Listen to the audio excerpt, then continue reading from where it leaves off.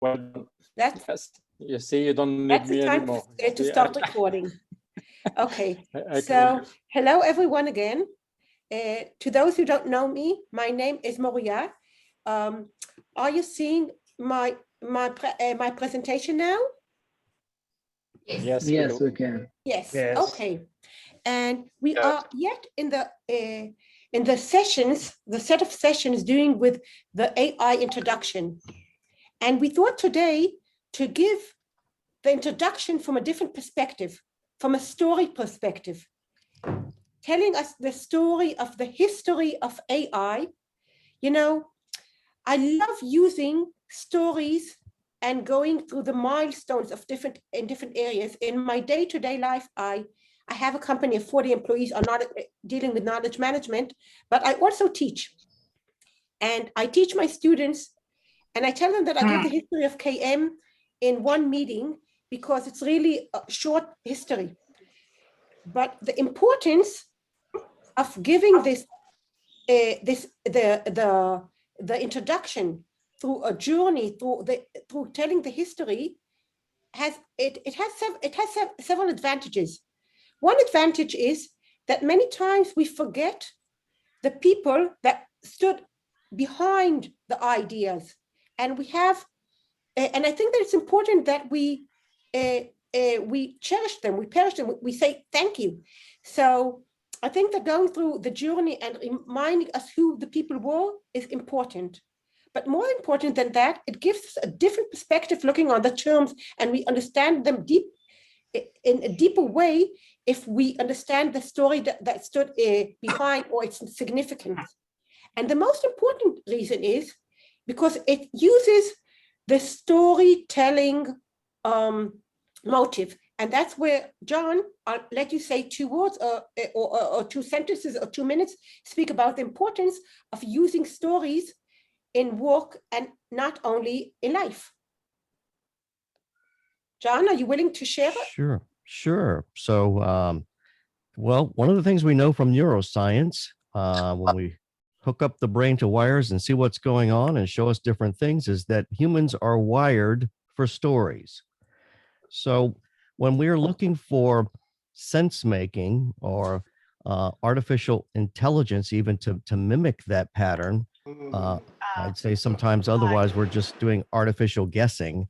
Sometimes AI is just artificial guessing. But if we were able to model it after what the humans actually do when we're going after intelligence and sense making, we are following a story pattern. And that story pattern is something that generally, when we say we understand or it makes sense to us, the only problem that I have found is that we tend to focus on a synonym approach, that story equals storytelling. But story is much deeper than us talking about it. Story is a pattern, a cognitive pattern that we should be using to build our learning and organizational processes out of. So our knowledge management systems, if they're going to make sense, follow this pattern. And that's what I work on. I call it story thinking. But it is a fundamental pattern of sense making for humans. And that's why I think that we're drawn to it. Okay, so that's the idea behind, thank you, John. And that's the idea behind the session today, the rationale, why we decided to tell the story of the development of AI. So let us start. And I want to start with our pre-class assignment. I've asked you all to read materials that have to do with development of AI. And many times we see that science fiction stories, books, or movies have ideas that are the roots of things that we have today. But not always. Sometimes it comes from other areas. And whether science fiction or whether other roots, the question I asked all of us is, what do you think were the roots of artificial intelligence? Not where it was coined, the term was coined, not when it started. What would you suggest would be the -1 milestone of AI as you understand it? And I'm open to everyone who wants to share their thoughts.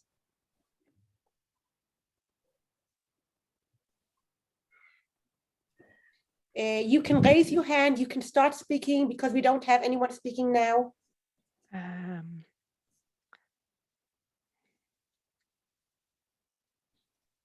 Hi everyone, Arif here from Malaysia. Just for my thoughts, I would say is that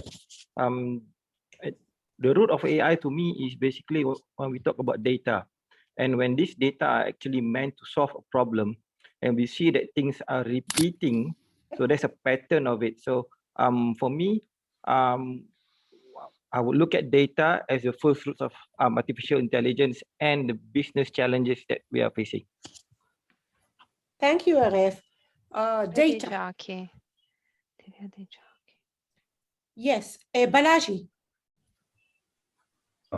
I would take a different take at this. So I view the roots of artificial intelligence as being the human imagination, to be able to conceive systems and tools and vehicles, or whatever you call it, which could on their own have autonomy and do stuff which we would originally think that only humans could do or other animate things could do. I'll give a few examples. I come from India, so I'll give Indian examples.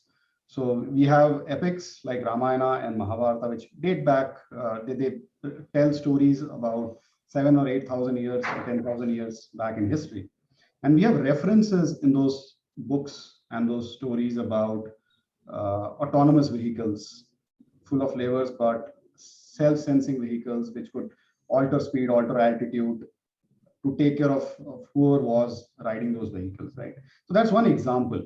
I'm not sure if those technology existed then, but it's certainly, I would say, there is ample imagination to fuel what we are seeing now as developments on ground about AI. Thank you. So we have data and we have imagination that are two different perspectives, roots of AI.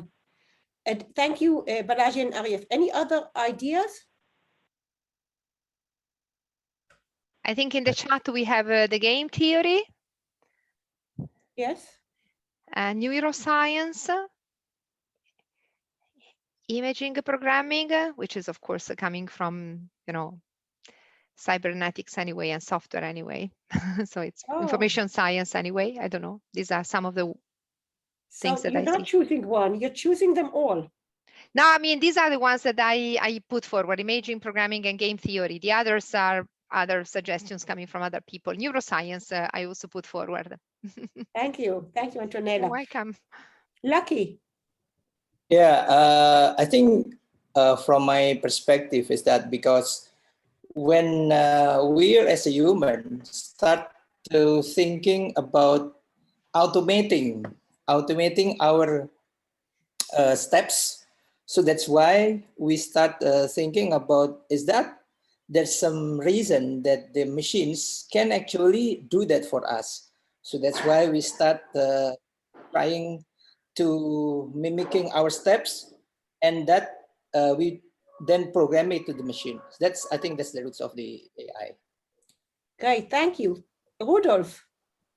I wanted to, actually, Balaji preempted me when he talked about the roots being from the Indian Vedas. I wanted to share, if you go to Jaipur, it's a western city in India, and you look at the fantastic astronomical clock that has been created. It is entirely based, it's a physical structure, but it can tell you the entire phases of the moon. It can tell you the phases of the sun, so it's it's something that has been programmed and manifested in the external world. So even today, the accuracy is just a few seconds compared to the atomic clocks that we have. Right, thank you so much. Anyone else wants to add their thoughts? Yeah, I'll just add a thought. I like all of these answers, and I was thinking about sort of major milestones of AI as accomplishments, but then I thought, I think one we should consider is the point in time when we decided there should be such a thing and created the idea of a contest. And so I thought, there's some wisdom in establishing an idea and saying, can we reach this? You know, can we reach the top of Mount Everest? So the idea of the Turing test, just the idea of proclaiming that there should be a way, can we reach it, is something that should be listed in as one of the milestones. Thank you. Jan, can you, just before we let Indrasish add, can you explain for those who are not familiar with the Turing test what it is? Turing is so a guy came up with the idea who just decided that we should be able to reach a milestone at some point where, if you're not watching a person and watching you know, a PC producing some type of intelligence, and you're getting answers back, that at some point it should be indistinguishable. You should be able to listen and not be sure if it's a person or AI. He set up the idea of a test. And so that challenge, setting that up is a way to start getting competition, getting people's imagination moving. And the Turing test, just throwing the idea out, was part of the story of AI that started a lot of things, you know, competitions and technology to see if we could reach that milestone. Okay, thank you. Thank you for adding, for mentioning Alan Turing. Indeed, he was a great person in the field of algorithmics computing. And indeed, it is one of the roots that is mentioned by many researchers. So thank you for this addition. Yes, please, Indrashish. Yeah, so I have basically have a very short definition of AI. According to me, it is you know, a way of emulating human actions based on you know, identification of behavior patterns. Exactly. Yes, we are speaking about yes, that is the definition of AI, and that of course connects to our roots. Okay, so so I want to start, and I want to today share with you something like 15 milestones, starting with some roots that go back to the 17th century and continuing up to 2020. Now, you know, there are many, if you go to the internet and you look and you ask what were the main milestones, there are many pieces, there are many articles speaking about it. I've chosen to use Bernard Marr's milestones. He called it the AI, the most amazing AI milestone so far. He reaches up to 218, so I could take the opportunity and choose myself my 2021s. We are letting you see the link, so later on you can go into it by yourselves. I want to say a word about Bernard Marr because I feel that Bernard Marr, and Tom Davenport, who many of you know from Working Knowledge 1998, are the two my two favorite writers on AI, thought leaders on AI. I won't say that they are the only ones, but everything you find that Bernard Marr or Tom Davenport have said, written, or thought, I recommend. So here we go, starting with the main milestones. And as you see, I'm starting with the roots, going back behind before we started even coining the term of AI itself. Am I speaking slow enough? John says yes, but I'll try my best. And if I speak if I'm too fast, perfect speed. If I'm too fast, slow me down. No, you're perfectly fine. Thank you. And one more note, notes, questions will be welcome while I'm speaking. So if I don't see the chat, please someone tell me, hey, there's a question on the chat, or please speak out loudly. You are all welcome through my talking because it's not a monologue, it's a discussion. So here we go, guys, starting with the journey. So we decided to choose Descartes because Descartes is not a science fiction writer, nor a computer programmer or algorithmic programmer, but he is a philosopher, and he designs, or he thinks, or he speaks about the idea that machines can think and machines can make decisions. But that alone would not be a reason for us choosing him to be the first milestone, the roots of I want to say knowledge management. You know, every time I say knowledge management again and again, that's what we are wired to say.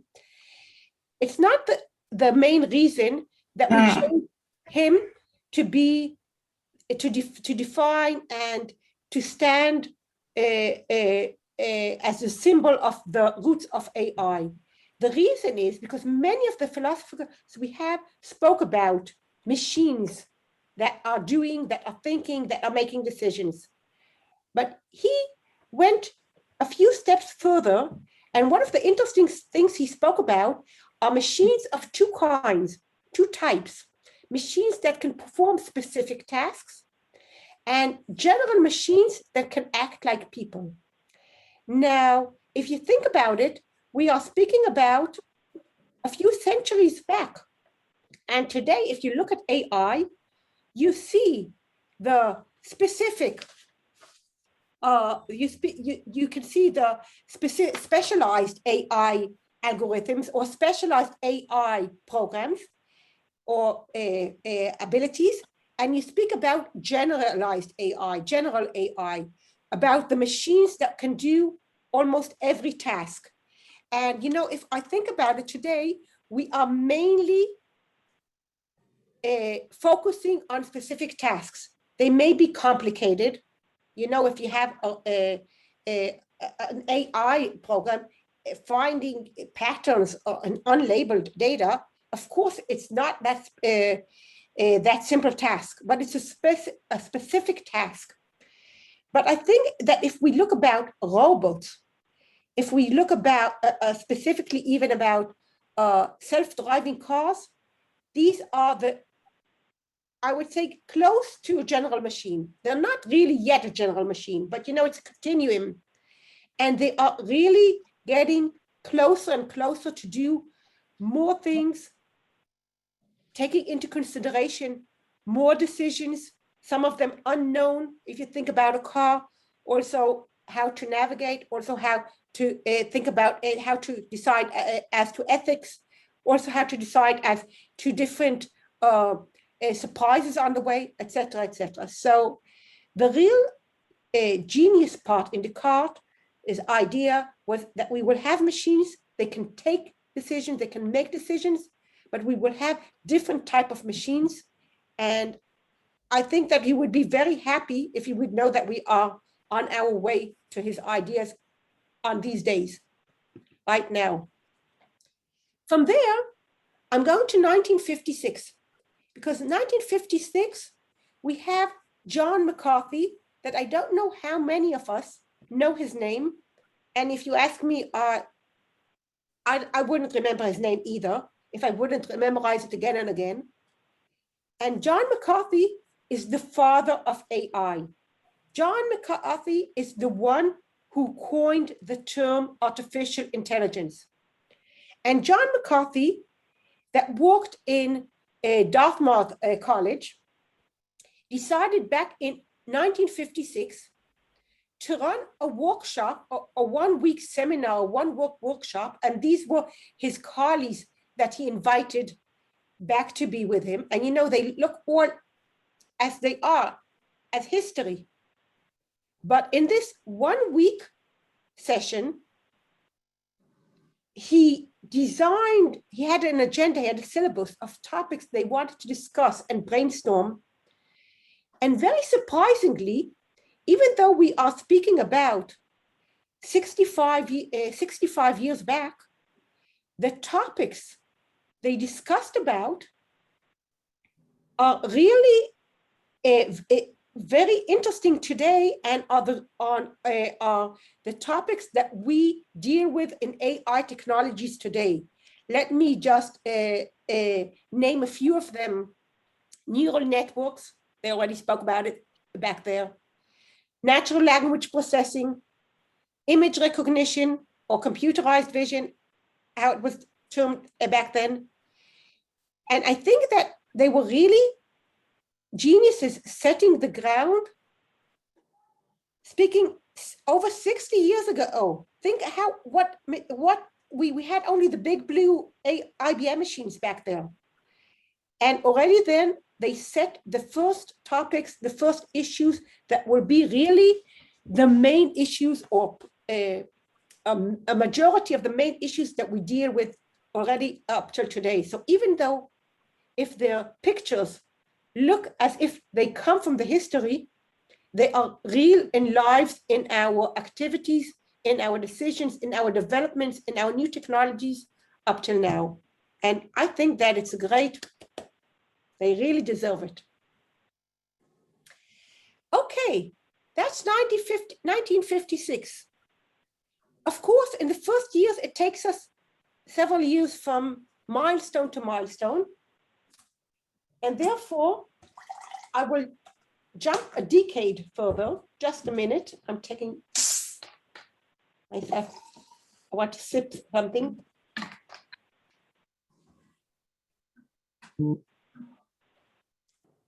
Thank you. Okay, so we spoke about John McCarthy and the Dartmouth workshop, and we want to jump to 1966.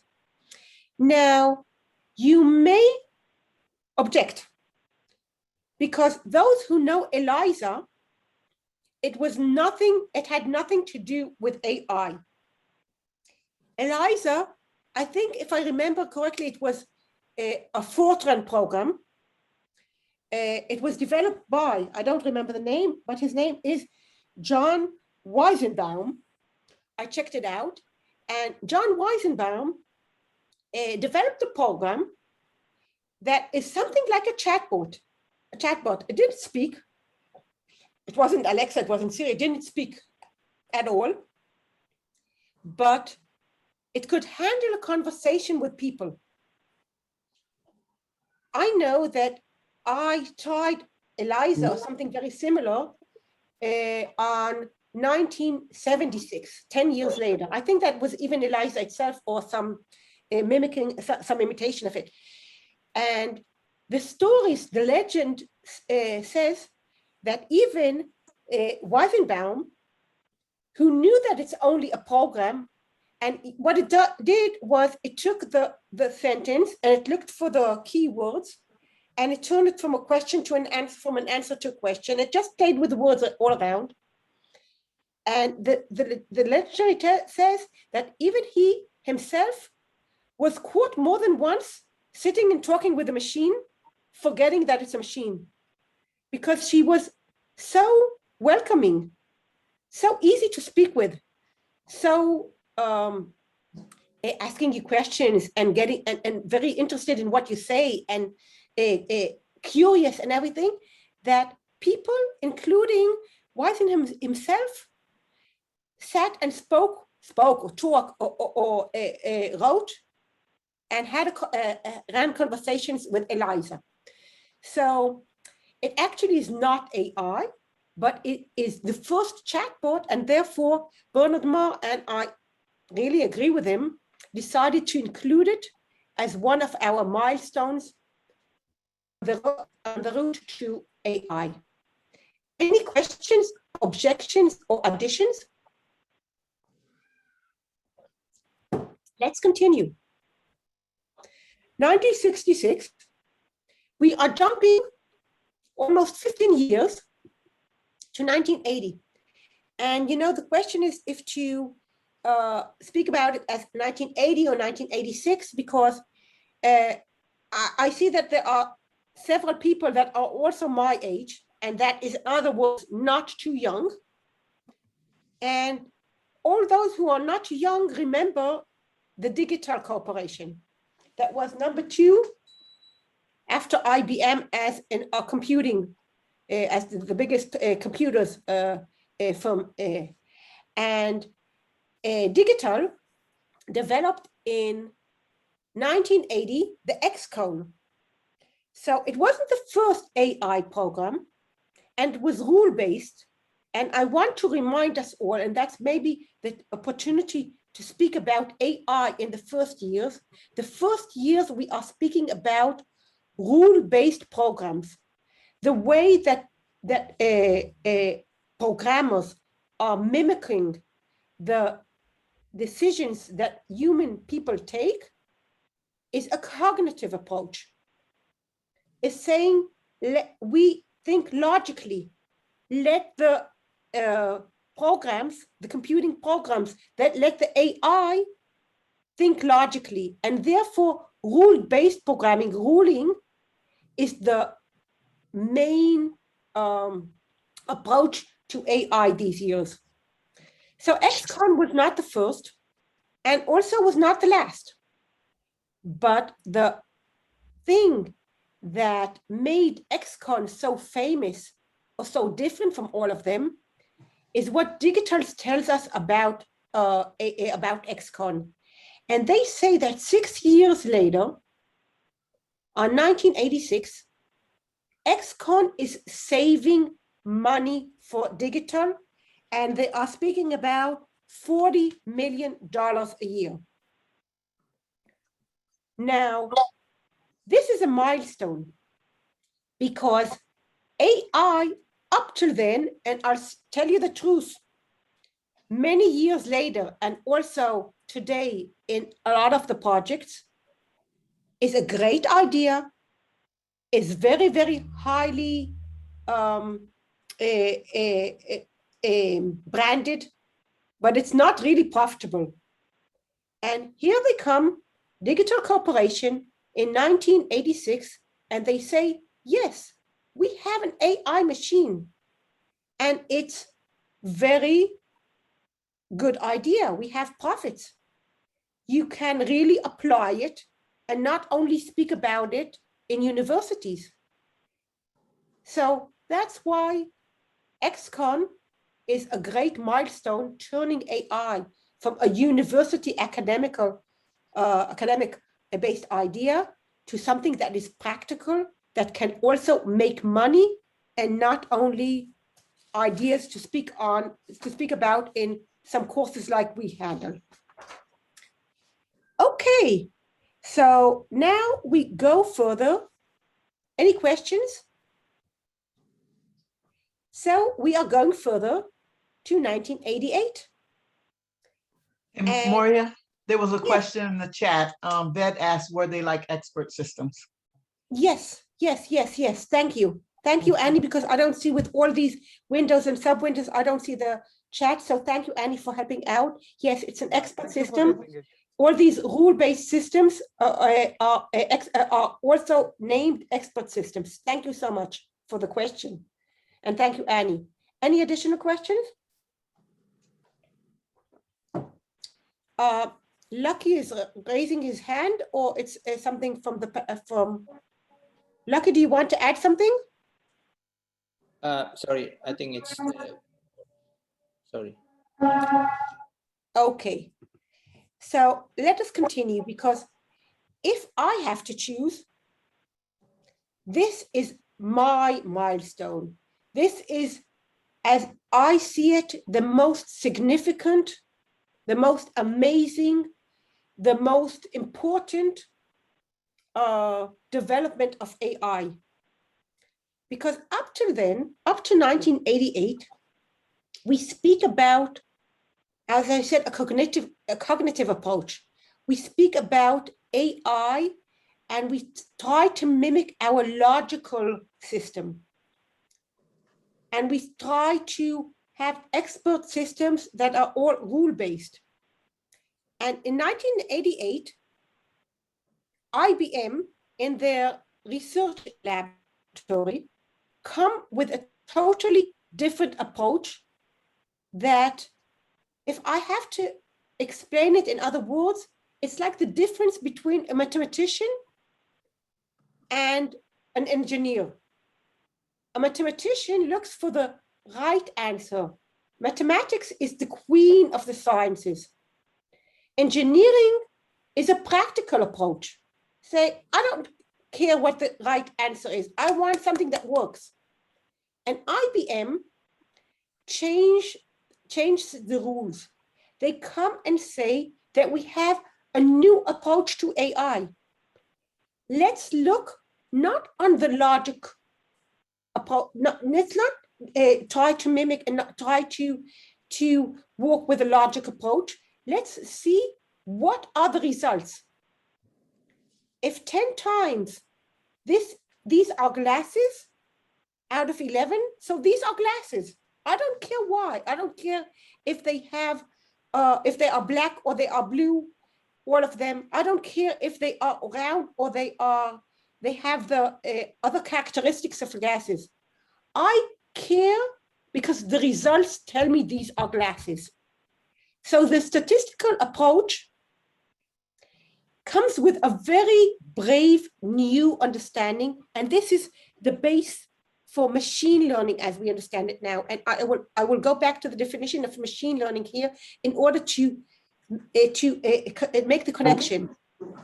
And they come out and say, we are looking at the results. We are looking at the results, and if enough time, many times, and most of the times, the results say that A is A, then it's A. And I don't mind at all what is the reason and what are the characteristics and why it decided this decision. I care about one thing, result. Now, let's connect it back to the definition of machine learning, because that's really the roots to machine learning. I've sent you all last week together with the summary. I've sent you, I'm trying to show you the picture. I've sent you Machine Learning for Dummies. Now, you're not really supposed to read all these 75 pages, even though I recommend, or you're not even supposed to read the summary I've sent you together with it that I've written. But I want to go back to the definition. Machine learning is a form of AI that enables a system to learn, now listen very carefully, from data rather than explicit programming. They also say that's not a simple process, but please listen carefully. We are learning from data, from the results, and not from explicit programming. We don't know the rules. We don't know how to wire the logic. We are looking at the data. And this is a shift because computing science up to then was mainly based on algorithmics. And now we are saying that algorithmics are an enabler, but the main part that they are working on, the wisdom is not in the algorithms. It is, but a bit.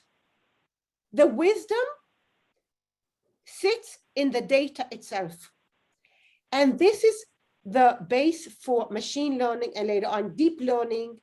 And as to, I would say, the new AI as we know it today.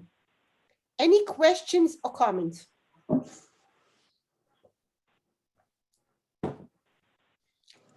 Let us continue. And Annie, if you see anyone on the chat, please stop me. Okay, if we say that we not only need algorithms, but we need data, it's very easy to understand why Bernard Marr recommends the birth of the WWW. It's not really the birth of the internet. Internet we had back in from 1960 or so. But in 1991, and I want to tell you the name, Tim Berners-Lee comes up with the first website online, www, using HTTP, and sets the ground for data, for a lot of data, for enormous amounts of data as we know it today. So therefore, even though it was a small start and had nothing to do with AI back then, the global connectivity changed the rules of the game,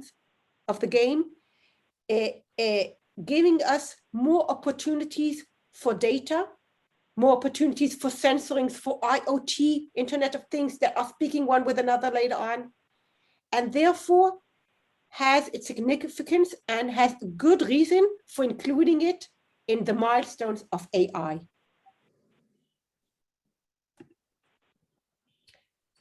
Okay, as we go back and forth, we reach 1997, and please, dear colleagues, do not get mixed. We call IBM's machine that wins a world chess champion Garry Kasparov, we call it Deep Blue. Blue because IBM is named Blue because of its big blue machines back then. Those who were in computer sciences, those who were in the computing rooms back there in the basements, all know why IBM is called Blue. So they call it Deep Blue, but it has nothing really to do with deep learning, or nothing to do really with AI. Because what it does, what Deep Blue does when first time it defeats, it really defeats, it not only wins, it defeats Garry Kasparov, is just having a very fast machine that can calculate all the possibilities and can win the game. But we look at it as something that has to do with AI, not only because it has to do with IBM and has to do with Deep Blue and later on Watson, but because it's something that we thought that only people can win such games, that no computing machine can win such game.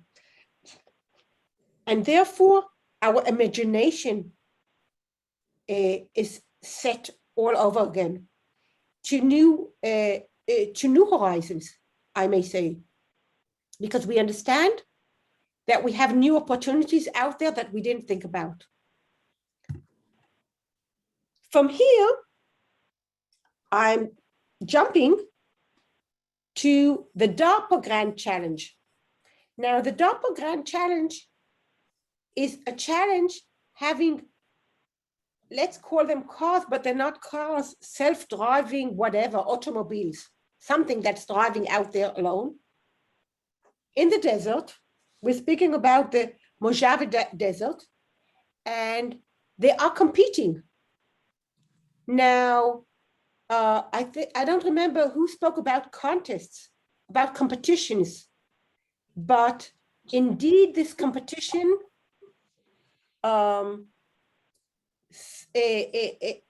makes companies, organizations think, design, are eager to win. And it starts on 2004, on 2004. But in 2004, when this competition starts, none of the automobiles, none of the Caterpillars reaches the final ending. So of course we don't have a winner, but we don't have even a winning automobile. I have here, I won't show it now because I'm not sure that I set the Zoom correctly. I have here the movie of the DARPA challenge back then. So those who want to look at it later on, you can see the cars rushing the desert. And the only amazing thing that out there, that it's self-driving automobiles. And it's, as we said, it's something totally different because it's the first step to generalized AI, to AI that's not dealing with one specific complex task, but with so many tasks. And I would say so many tasks, so many types, and so many AI different technologies. By the way, does anyone know who was the winner in this DARPA Grand Challenge? We're speaking about Stanford University. Hey! Thank you very, very much. Okay, so really having something that has generalized AI is a development and advance on our journey. So here we can continue. Moria, there's a recommendation out there. Maybe we should explain what is the DARPA before organizing the DARPA Challenge, Defense Advanced Research Projects Agency. Oh, why did they set the challenge? They said maybe explain that first. I'm not sure what was the rationale, but they were speaking about a race for autonomous vehicles, 100 kilometers off-road, because they were not really self-driving, autonomous vehicle was even, no one dreamt about it, that they can drive on roads or in some city or wherever. And I think that again, the challenge was in order to develop the idea of autonomous vehicles, but I don't have too many details on it. So if anyone knows more details and wants to add on, I would be delighted to hear it myself.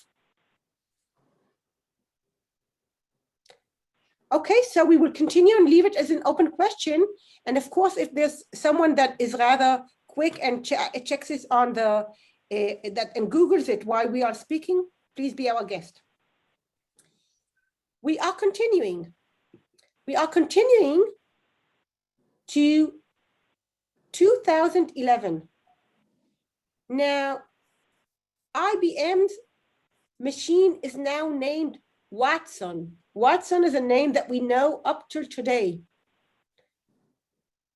And the milestone we are speaking here is it's competition again, a game, the Jeopardy game. And the Jeopardy challenge is a game that's played on TV where you get a term, an answer, and you have to find what is the question. And it's special because up to now, we were regular. Let's say if we think about chess. Okay, so you say it's mathematics, it's algorithmics, it's data, it's numbers. But all of a sudden, we come up and say, no. Machines can work and can win AI when we are dealing with text rather with data, rather with numbers. So if we take these three types that we had already together, because we go back to the chess, we have there the numbers. We go back to the self-driving vehicles, the autonomous vehicles. We have the image recognition in some sense or without some sense. So we are speaking about three sources of content: data, or let's call it numbered data, text, textual data, and images. And these are up to today. If today we add the voice source, but of course, these three are the main types of data that AI works on, processes up to today. So I think that I like the idea of adding it as a milestone because we learn through it on the three types of the inputs. Now, I want to say something to us as KMers.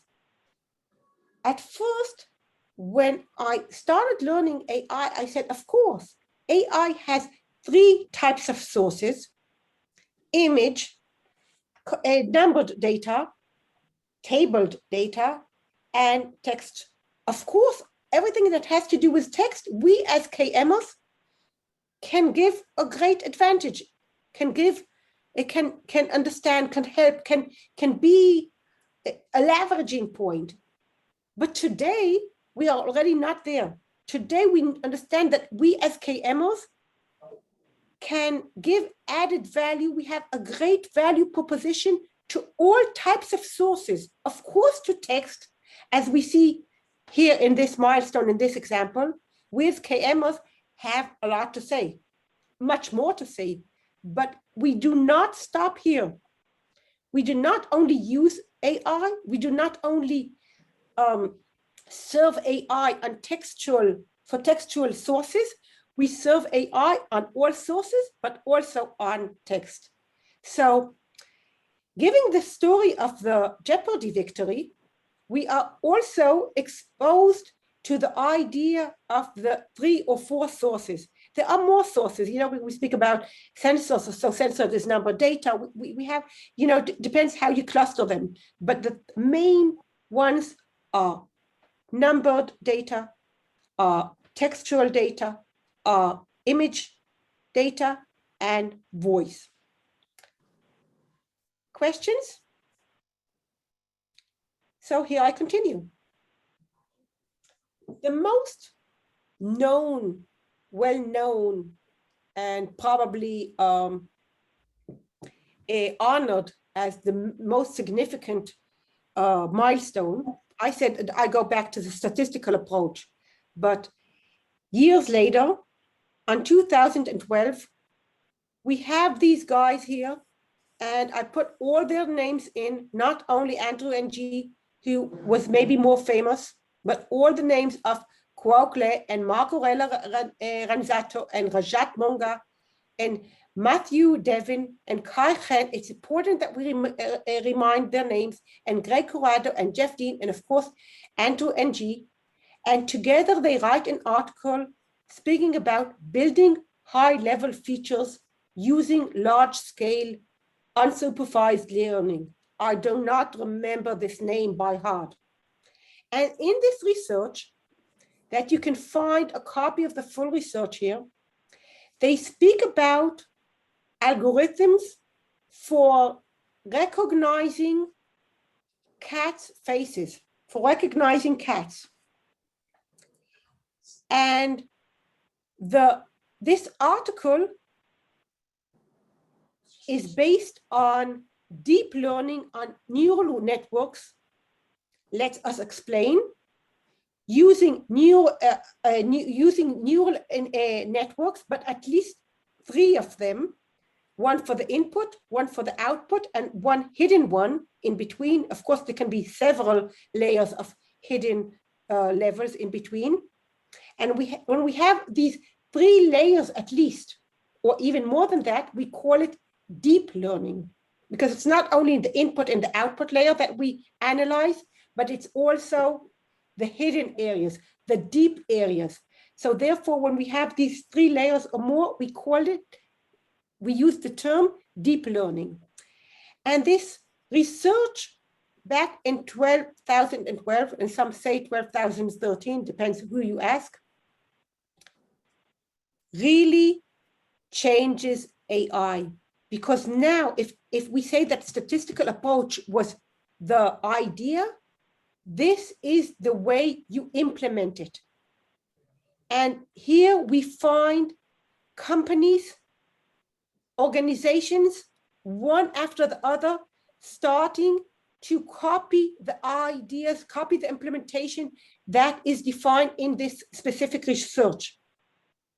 And this is the new AI that we know today. Now, we said last session that AI is a set of technologies, but we all agree that one of the main ones, one of the most advanced ones, is deep learning. And the power of deep learning here is unveiled through this research and through the faces of these precious cats. Questions? Comments?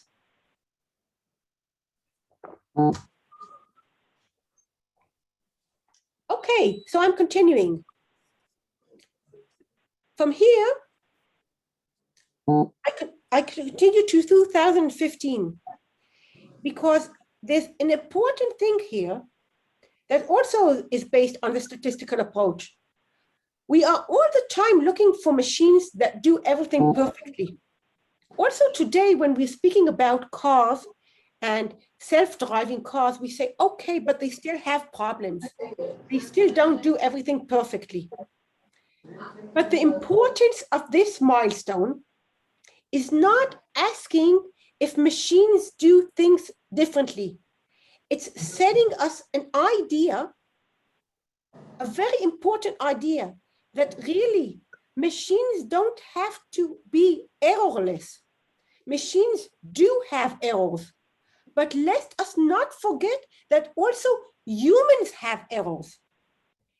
And the real question that we should ask is not if the machine makes errors, makes mistakes or doesn't make mistakes.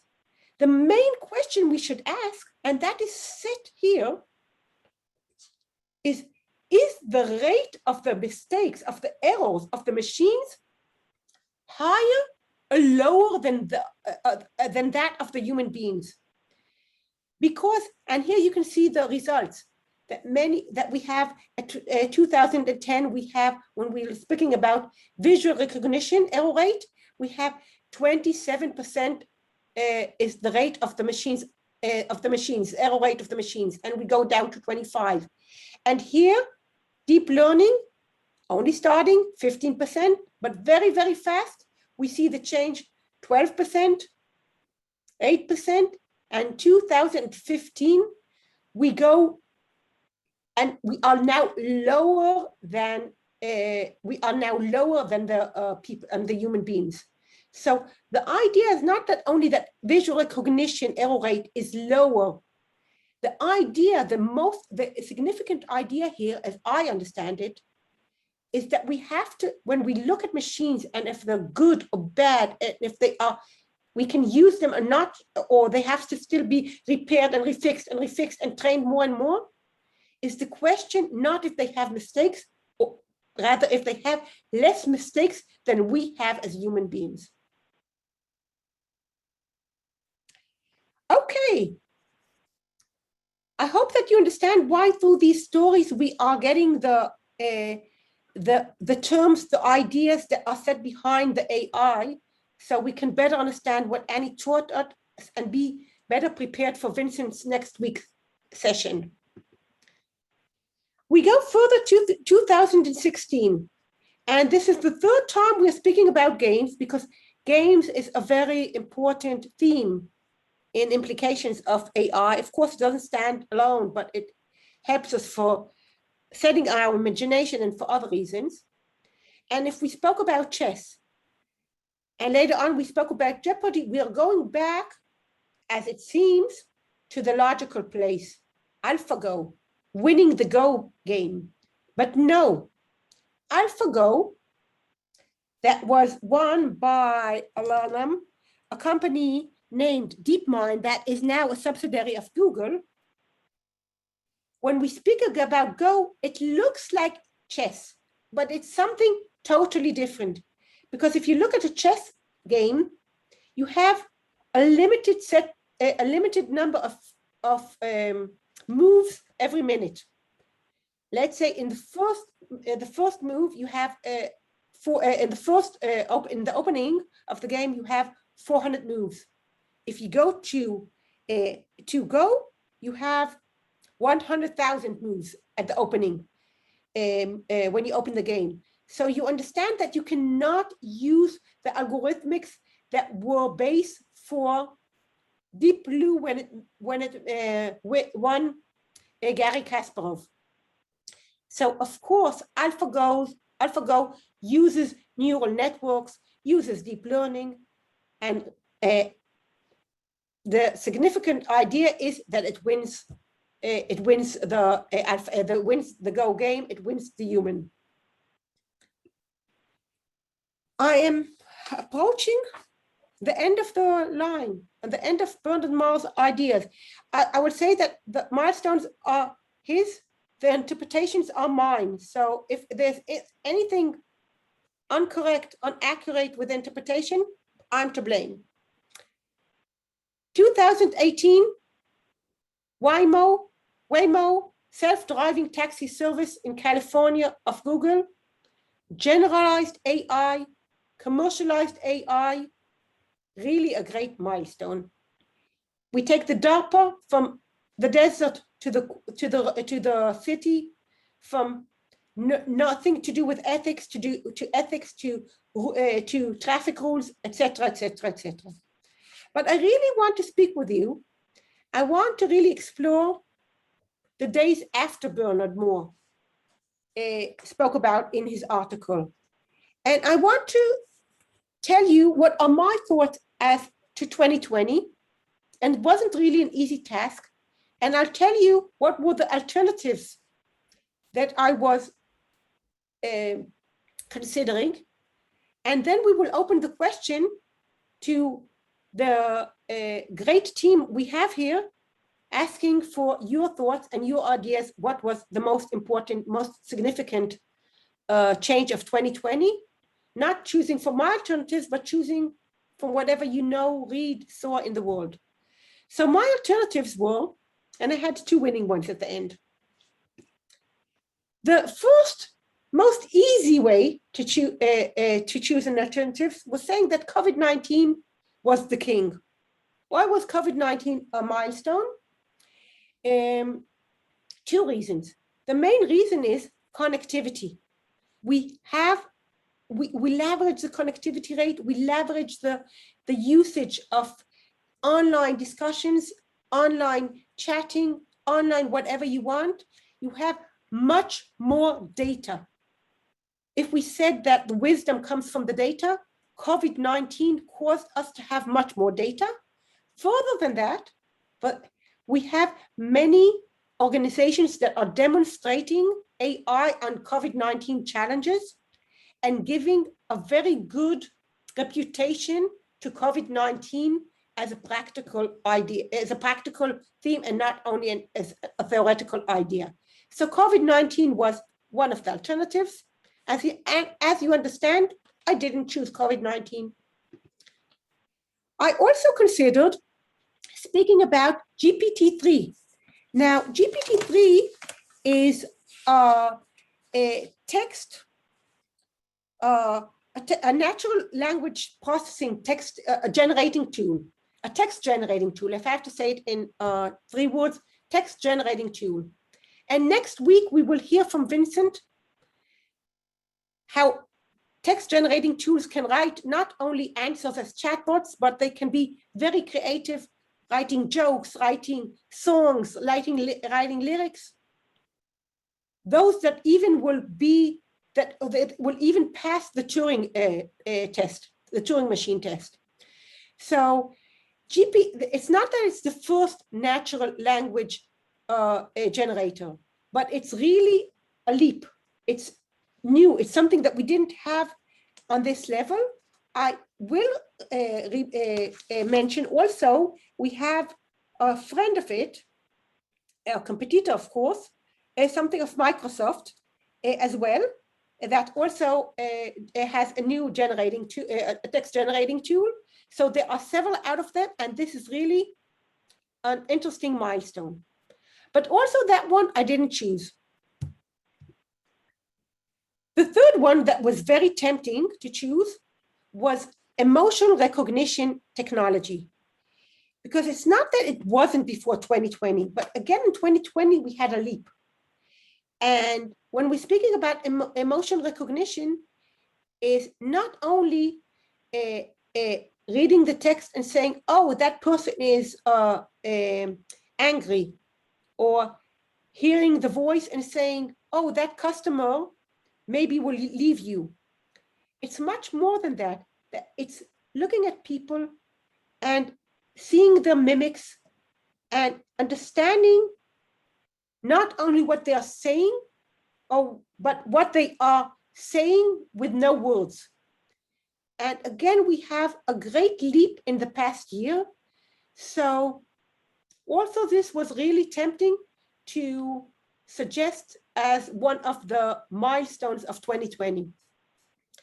The two chosen ones, however, I want to finish in a minute or two so I can move to you guys and ask you what your thoughts are or what you would choose, are AI democratization and explainable AI. And I will explain. As we said, AI started from the cognitive approach, not from the neural network approach, not from the physical approach, but from the cognitive approach with expert systems up till 2012, when we really start working, or before when we started speaking about statistical approach. Now, what we lost when we went to the statistical approach is the explanations. What we lost is understanding how the AI machine recommends what it recommends. Now, sometimes we agree with it and we do not care. We say, thank you, machine, dear machine, for doing the work for us. But when we have to take decisions and we are afraid or we hesitate and we are not sure and too many times we do not trust the machine. And therefore, adding again the idea of explainable AI, so that we can not only know what is the right answer as the machine recommends, but understanding why it recommends it, is a great leap. And it's a new trend that we will see more and more in the coming years. And we believe that it will not really make a technological change, but it will make a human organizational change, because organizations will easier trust the machines and they will adopt their recommendations, what today we find to be sort of sometimes yes, sometimes no, and the reputation of AI downgrades when we do not have this component. The AI democratization, again, is not a new technology, but these are new tools enabling organizations to better use AI. And you know that I left it to be the last one, because even though that and explainable AI are together, that's my favorite choice. Because AI democratization, by bringing out all these, we already had a lot of libraries of algorithms, but now the level of the services that we can use, using cloud services, using data services, using algorithmic services, these three components much easier, and by people that not every one of them are genius in mathematics and statistics and algorithmics. And if we can now have the data, and we can now have the algorithmics, and we can now have the computing programs, we can democratize AI, because AI is suffering today not of lack of technologies, but rather of lack of organizational implementation and the knowledge how to implement it best. And that's where we, again, KMS will come in and add and give our added value. But that will be on the last cluster. And today, when there is a lack of AI staff on the algorithmics, on the data science, on the mathematics, if we have AI democratization, much more organizations with less people, it's not without talented people, but with less talented people and with less talented staff will be able to implement AI. And therefore, that is my choice. And here I stop and I pass it to you guys and ask you, what are your thoughts? What do you think is the newest milestone, the greatest milestone of the past year?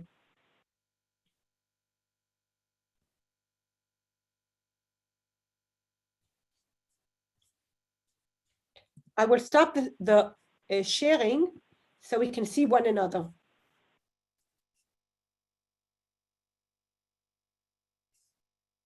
I would go for the AI democratization, Maria. I think it's a really good point. I really like the idea of, making, those services available to a broader audience, so that, there is more awareness and possible application of those things within organizations. If I understand it right from you, Maria, the idea of, having more organization implementation of these things is directly linked to the possibility to evolve these approaches and to learn from the application of these things in the companies, because it's only by doing that we learn at the end of the day. And so the more that we apply these concepts to a real situation, which is not, which goes beyond the universities and academies, and it becomes something which is really helpful for the human, for the real people, then it becomes something that we can really touch, that we can really test, that we can really trust, we can challenge if it is not working. So I guess this is probably the point that you made, and I really liked it. Thank you. Thank you, Antonella. Any other ideas? And please do not only choose those that you can choose one of my chosen alternatives, but you can, of course, add any other idea if I left any others out there. Annie, do you have any thoughts? I'm thinking where I can add in at. You did such a great job. I'm trying to see where you did. I think our greatest really is explainable AI. We have to be able to explain what it is we're doing, and we cannot keep operating in stovepipes and not being aware. The whole point of artificial intelligence, and I go back again, is cognitive, being able to be aware through knowledge and being able to think and reason in the end. And you cannot do that without understanding the components that you're working with. So if I had to say which one was the most profound, it's explainable. I think democratization is extremely important, but I'm not sure if we're there yet. I see organizations that still can't implement AI because they don't have a common language. So you're speaking many languages and things don't actually come together. Thank you, Annie. Yes, and if I may follow up on that, the underlying technology. Just a minute. Art, Okay. we do not see you. If we can we see you? Art is our fourth colleague that helped us the past 2 years arrange this course.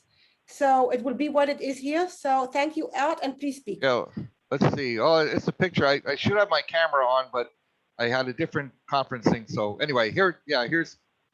I have my camera on, but it's not showing a picture. But anyway, just to follow up on what everyone's saying, especially what Annie was saying, to get into democratization of AI and explainable AI, yet one of the key, and maybe the key underlying technology that we still need to work on in order to have that kind of understanding, especially among different languages, is ontology. And that sort of has always taken a backseat. There's a very small group of people that are working on ontology, looking for standard ontologies, layered ontologies, but those are really essential. And the people in that group are also people who were involved in Web 2.0 and the semantic web, because the whole purpose was machine readable and machine understanding. And they found out very quickly that machines cannot read and make sense out of what humans are doing. We can read something and say, does this make sense or does it not? Machines cannot do that yet, but building these rich ontologies will move us closer to machines that are actually able to make sense and determine if something makes sense or not. Thank you so much, Art. That takes me back. There was a term that I didn't mention. I wanted to, and I forgot. Speaking about unsupervised learning, and that I remembered because you were speaking about ontologies. And one of the great milestones, and we can see it also through the DARPA challenge with the self-driving vehicles, is when you have unlabeled data, and together with our ontologies, with our taxonomy, we are able to add the metadata onto it, to add the ontology, to add the labeling, and that indeed is, it's first of all, it's called unsupervised learning because we deal with unknown, unsupervised, unknown data. But of course, as you say, it is based on learning and understanding ontologies and taxonomies, and there we are probably, as you say, waiting for the next leap that is still missing. If I understand correctly, we still have a great deal to do there, to go. Yes, that's correct. And I said there's a very small community working on that, and I think it would help to get more minds contributing to that effort. Thank you. Thanks, Art. Anyone else wants to add ideas, thoughts? Actually, I would like to add or support the explainable AI also, but from perspective of actions, because at the end of the day, we need to take actions. And really, as Dr. Green said, I don't think we are trusting machines too much to enable them to take actions. So we may need their ability to recommend us for different things we should do and explain why they did that. But eventually, we as humans should take the final actions. Thank you. Thank you, Yuda. Anyone else? Yeah, I'd like to expand kind of with Art when he says, well, we need more people, we need more skilled people. The reason this class is so valuable is because it ties the link to KM and AI. For some reason, we tend to, once we evolve to another layer, we tend to minimize the previous layer. Like with knowledge management, taxonomies and ontologies were very prominent within that when we were working in that field. Now, when the emphasis went to AI, all of a sudden they've dwindled down. And so the point is, we need to see that these things are not mutually exclusive, that they actually build on each other, and that those components are extremely important. So I just wanted to kind of expand on what Art said, because you see that happen. You have these new skills, these new positions, and then when you move to the next layer, all of a sudden, those are diminished and people begin to rebuild on the current area in different areas, and we have not actually made that proper alignment in order for us to move along to the ultimate goal of being able to have intelligence in these products, in these organizations, in our analytics and things such as that, so we can understand them. Thank you.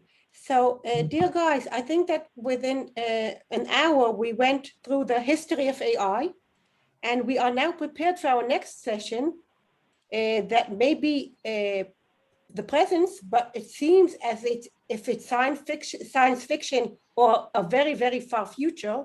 So please, we are waiting for you all and for Vincent, our colleague, to teach us and to go through creative AI next week. So we will be all meeting on 9, not on 9, I'm looking at Annie, I'm saying 9, at 1 GMT PM next week on Tuesday. Thank you very much and goodbye. Thank you. Thank you. Bye, thank you. Thank you. Thank you. Thank you. Bye. Bye. Thank you. What's your sister doing? Ciao. Okay. All right. I'm coming. Why are you watching? I'm in the meeting. What? I'm in the meeting. Meeting? Say hi to everybody. Hi. Say hi. Hi. My little one just is searching for me. Where's Papa? From morning he is now missing. Thank you, Maria. Wonderful session. We went through the whole history, and it's very exciting. At the same time, I somehow feel the challenge is, though we have externalized the processing aspect of human, how do we externalize the heart? Where does it come from? I mean, we talk about knowledge management, knowledge models, algorithms, etc. I think that would keep going, but where does the heart come in? And because artificial intelligence, end of the day, we are going to look at both heart and mind has to convolute, and that fusion will become holistic and wholesome. I think maybe that is something which we are completely, I think we bring an ethics and morality perspective, but again, for me, it is all about heart. Where does it come in? I mean, Thank you. Yeah, that's other.